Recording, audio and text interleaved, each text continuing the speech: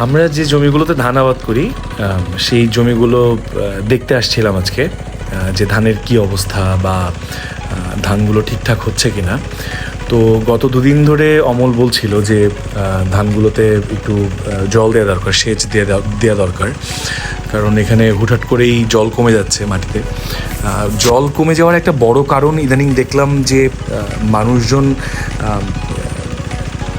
মানে যেখানে সেখানে যত্রতত্র ওই ইউক্যালিপটাস গাছ লাগাচ্ছে বা শিশু গাছ লাগাচ্ছে। আপনারা হয়তো বা নিজেরা অনেক জানেন যে ইউক্যালিপটাস গাছগুলো জলের লেয়ার কিন্তু অনেক নষ্ট করে ফেলে। মানে এই গাছগুলো মানে একদম লম্বা বড় হয় দেখে এই গাছগুলোর পানি শোষণ ক্ষমতা অনেক বেশি সাধারণ যে কোনো গাছের চেয়ে।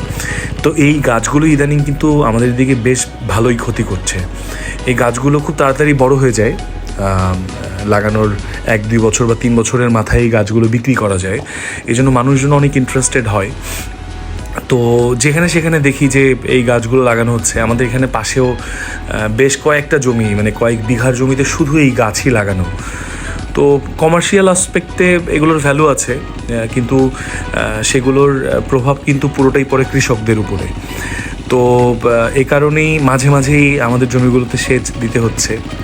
এরকমটা আগে হতো না। এই জমিগুলোতে ধান লাগানোর পরে সেচের খরচটা কম হতো। আমি বিগত 3-4 বছর ধরে তো আবাদ সুবাদ করছি নিজে নিজেই। তো সেখানে আমার অনুধাবন হচ্ছে এরকম যে ইদানিং বেশি সেচ দিতে হয় জমিগুলোতে। তো আমাদের ধানের ফলন বেশ ভালোই হয়েছে, ধানের গাছগুলো বেশ ভালোই আছে, কিন্তু মাঝে মাঝেই সেচ দিতে হচ্ছে আর কি। এছাড়া স্প্রে, কীটনাশক, সেগুলোর খরচ তো আছেই। আপনারা ধানগুলো দেখলেই বুঝবেন যে ধানগুলো ভালো আছে। আমাদের এই জমিটা একদমই হাইওয়ের পাশে পড়ে, মানে আমাদের এখানে চৌমনি মুচিরহাট নামে দুটো জায়গা আছে। চৌমনি থেকে মুচিরহাট যাওয়ার পথের যে হাইওয়ে রাস্তা, মেইন রাস্তা, সেই রাস্তার পাশেই আমাদের এই জমিগুলো।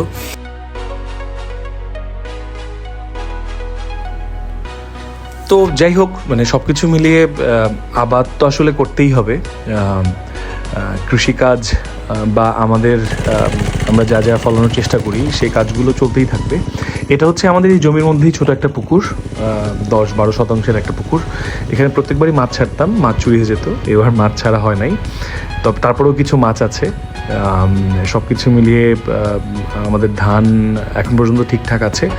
লেটস সি, আশা করি আমরা ভালো কিছু পাবো। আপনারা সবাই অনেক ভালো থাকবেন, সুন্দর থাকবেন, সুস্থ থাকবেন। Thank you so much.